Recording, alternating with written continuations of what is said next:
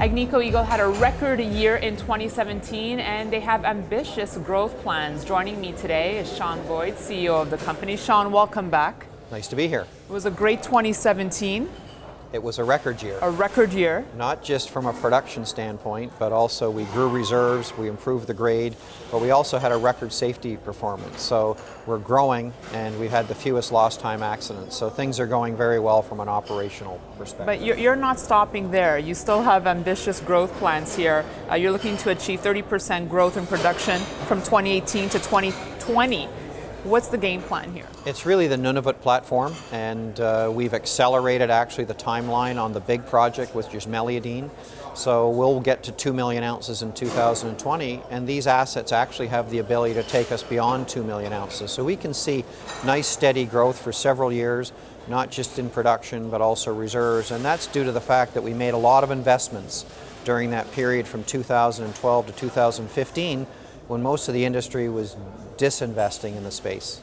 You know what's interesting, Sean? We're here at the BMO mining conference, and I get to speak with a lot of other CEOs, and the feedback is there's always three companies that seem to have a halo around them, and Agnico keeps coming up as that name.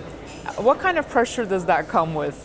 Well, it's for one, it's based on a good solid strategy and high quality people that understand the strategy. And this business is 60 years old, so we've been able to build the business, but build value from a per share perspective, because after 60 years we still have one of the fewest shares outstanding counts in the space, so it's always been per share focused. But people will say that we do have an attractive premium multiple. That does create additional pressure. We say to our people all the time, when we're looking at projects and we're looking to allocate capital, we say your job is twice as difficult as most of the competition, because not only do you have to put projects forward that add NAV, you have to put projects forward that actually preserve or enhance the multiple, and really multiples around risk profile and ability to deliver on targets. And for the sixth consecutive year in 2017, we exceeded production guidance and we beat our cost guidance. Is your goal to overtake a Barrick or a Newmont in terms of size and become the largest producer? No, that's why we're in the strongest position we've ever been in after 60 years, because the focus was never on building an empire. The focus was just building a high quality business that happened to mine gold.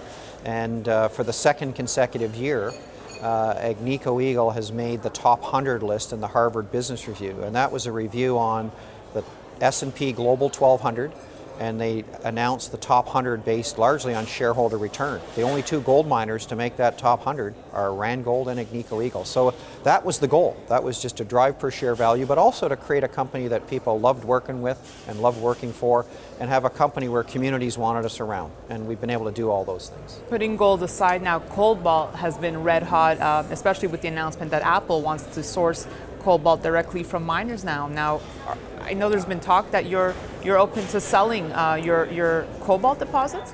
Well, we have a large land package in Cobalt, Ontario. That's where we got started in 1957, mining silver in the town of Cobalt. So we've maintained a large land package there. We haven't done much with it for a number of years. In fact, the last time we had production of silver coming out of those properties was in 1988. But we've stayed in the town. We've continued with reclamation programs. We know that ground is clearly more valuable now given what's going on in the cobalt and lithium space.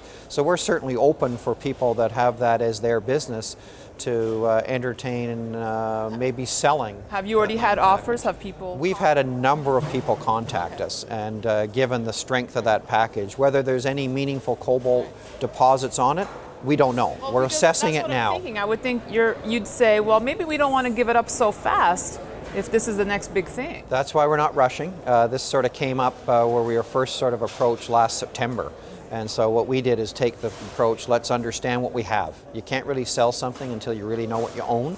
And we're going through that with a consultant that worked with us back in the 80s when we were mining silver there. So we're doing that assessment. People continue to call and knock on our door. We're open-minded, we're listening, but we're not in a hurry. Sean Boyd, thank you so much. And thanks for watching. We'll have more coverage for you from the BMO Metals and Mining Conference.